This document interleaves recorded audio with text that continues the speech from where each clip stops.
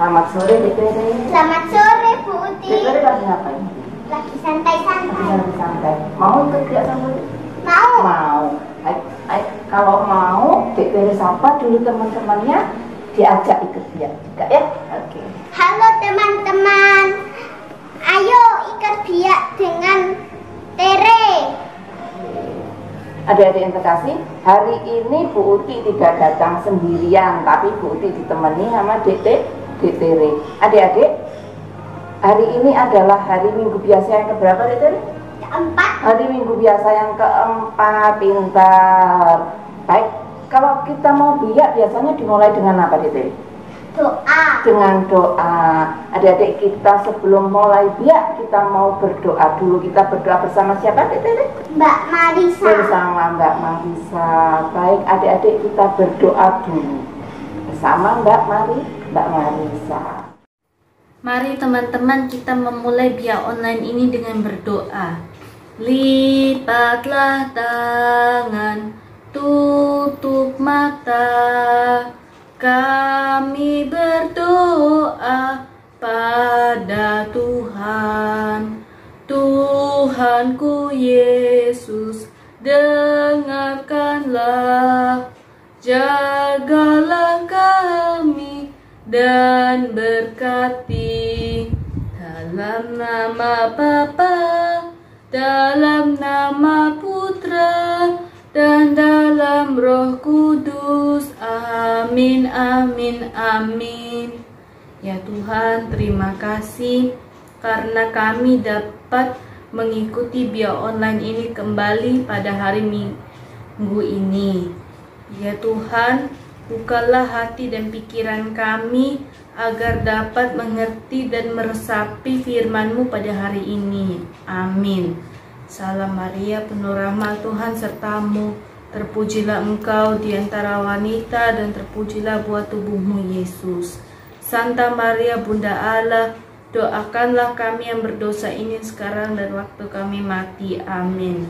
Kemuliaan padalah Bapa dan Putra dan Roh Kudus, seperti pada permulaan, sekarang, selalu, dan sepanjang segala abad. Amin.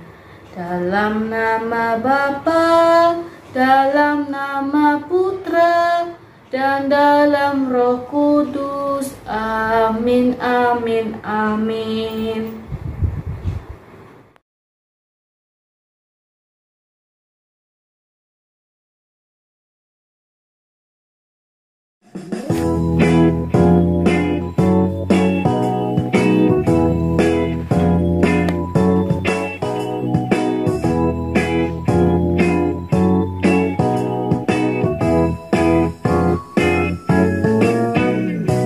Dengar dia panggil nama saya.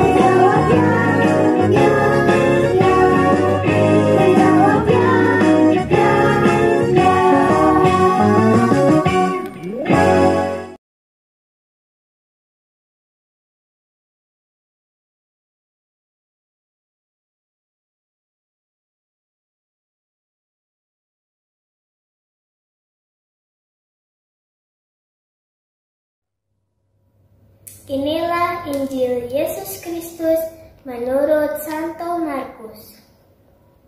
Mereka tiba di Kapernaum. Setelah hari Sabat mulai, Yesus segera masuk ke dalam rumah ibadat dan mengajar.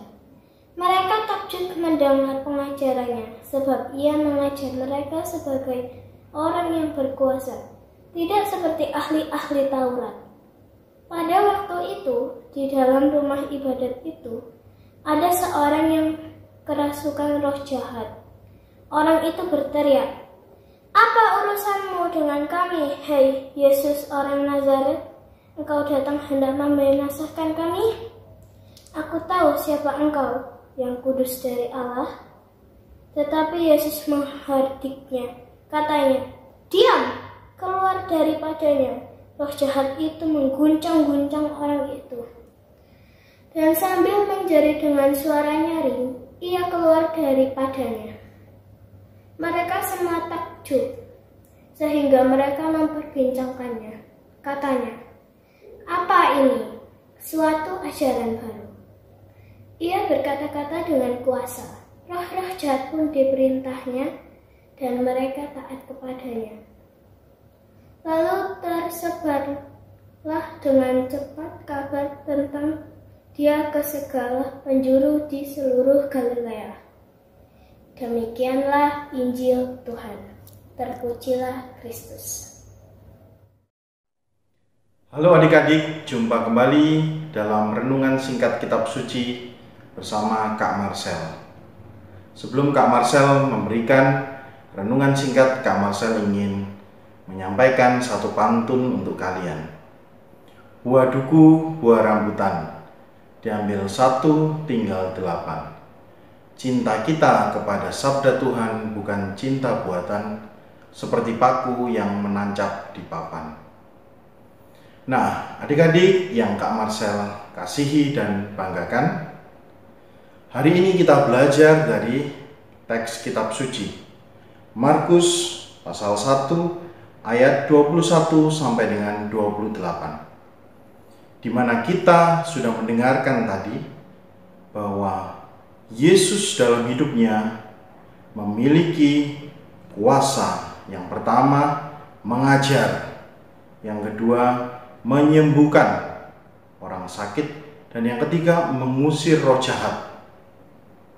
Nah, pada kesempatan ini Kak Marcel mengambil tema kuasa Yesus dalam mengusir roh jahat.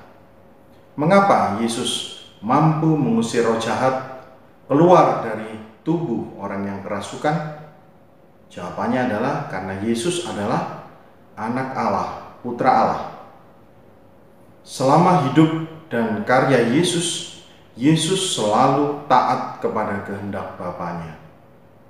Yesus selalu menjalin doa yang akrab dengan Bapanya. Dan dalam karyanya Yesus selalu melakukan perbuatan baik kepada orang lain. 3 hal itu penting. Kalau kita menyadari bahwa kita pun adalah anak-anak Allah, apakah kita akan mampu seperti Yesus mengusir roh jahat? Ya, pasti dalam nama Yesus. Syaratnya yaitu kita taat kepada kehendak Allah. Apa itu kehendak Allah? Kehendak yang baik. Misalnya apa Kak Marcel? Bertindak jujur, bertindak adil, berbelas kasih. Yang kedua, jangan lupakan doa hidup rohani, dan juga membaca dan mendengarkan kitab suci. Kita akan menimba gizi rohani, makanan rohani. Yang ketiga dalam hidup kita, menjadi tanggung jawab kita, yaitu melakukan perbuatan baik, perbuatan cinta kasih. Itulah identitas murid Kristus sebagai anak-anak Allah. Nah, adik-adik yang Kak Marcel kasih, dahulu roh jahat tampil dengan cara yang mengerikan, berteriak. Mungkin matanya melotot, menakutkan. Tapi sekarang roh jahat yang muncul dalam diri kita bermacam-macam. Misalnya roh kemalasan, roh ketidakjujuran, roh kecurangan, roh kesombongan, dan lain-lain yang membuat diri kita jauh dari Allah. Oleh sebab itu, dengan kita taat kepada kehendak Allah, kehendak yang baik, rajin berdoa, membaca dan mendengarkan kitab suci, berbuat baik, kita mampu mengatakan dalam nama Yesus, roh kemalasan dalam diriku, pergi engkau. Dalam nama Tuhan Yesus, roh ketidakjujuran, roh kecurangan, roh kesombongan dalam diriku, pergi engkau. Maka dalam hidup kita akan pantas disebut sebagai anak-anak Allah. Marilah kita menghidupi karisma kita sebagai anak Allah seperti Yesus. Dengan cara 1, taat kepada kehendak Allah. 2, berdoa, membaca kitab suci dan mendengarkannya. Dan yang ketiga, berbuat baik. Amin. Kak Marcel akan memberikan pantun penutup. Pergi ke seberang dengan perahu 2. Layar mengembang, angin berembus, layar mengembang. Selagi muda, rajinlah berdoa. Kelak tua, hidupmu kan senang. Amin.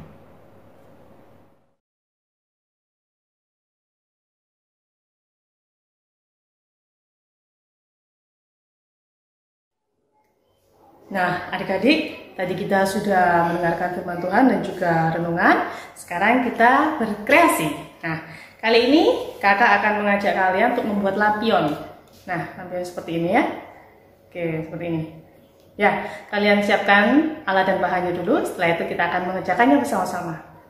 Selamat mencoba.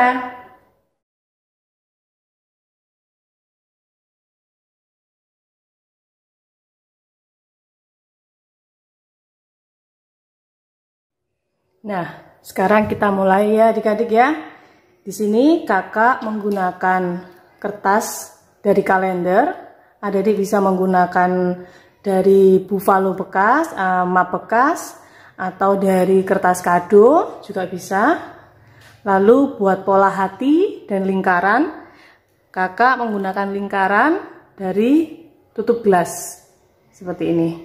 Setelah itu adik-adik gunting pola tersebut.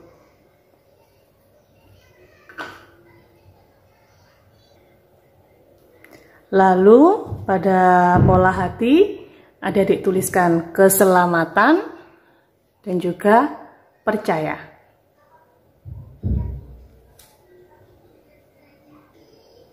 Potong tali kira-kira panjangnya 30 sampai 40 cm. Lem atau isolasi benang pada bagian belakang dari kertas pola hatinya. Setelah itu lekatkan dua pola hati dengan lem, lekatkan menjadi satu seperti ini, dirapikan, ditekan supaya lemnya nempel ya.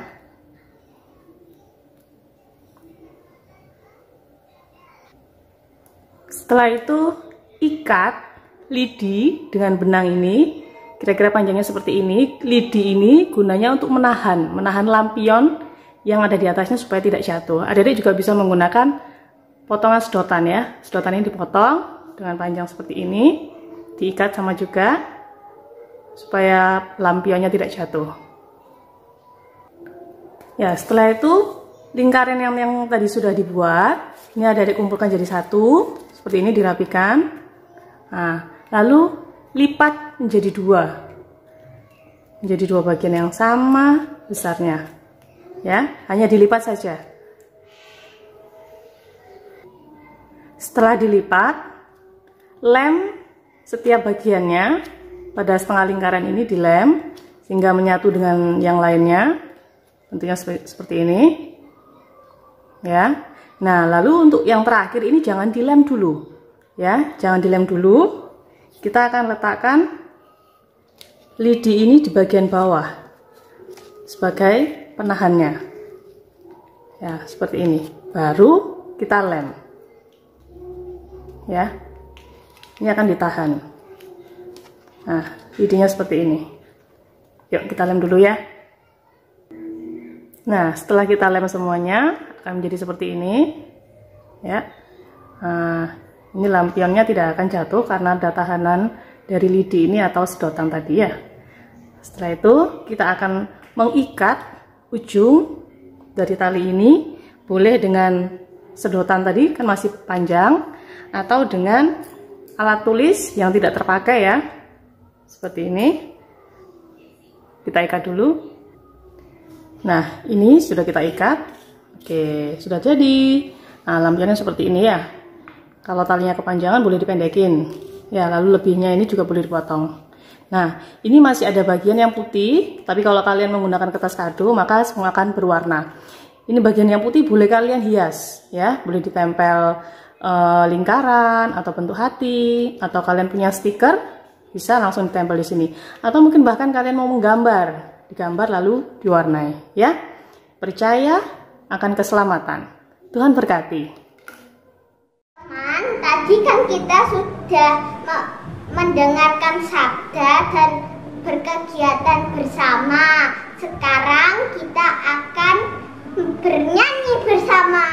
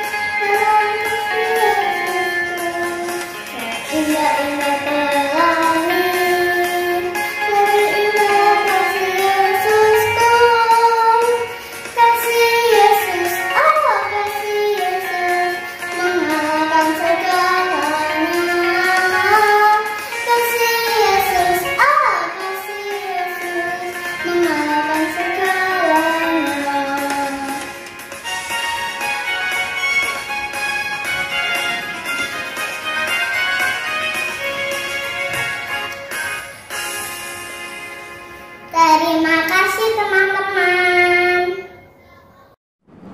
Teman-teman, tadi kan kita sudah menyanyi bersama. Sekarang kita akan mengakhiri biak hari ini dengan berdoa. Mari teman-teman kita tutup biak online ini dengan berdoa.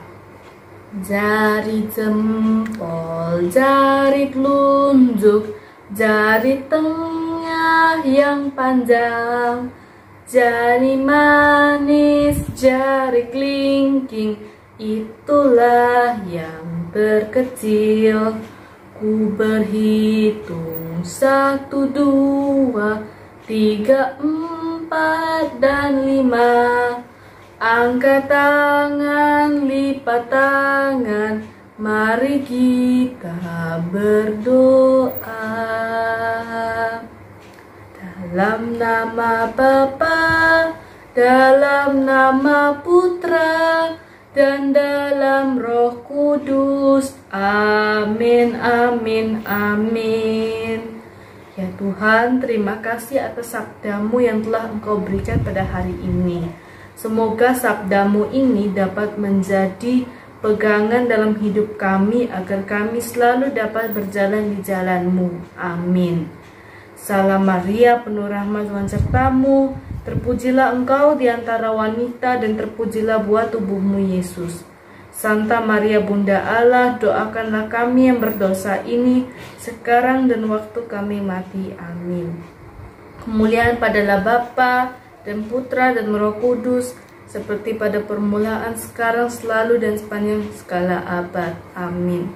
Dalam nama Bapa, dalam nama Putra, dan dalam Roh Kudus. Amin, amin, amin. Oke teman-teman, kita bertemu lagi di Biak Yohanes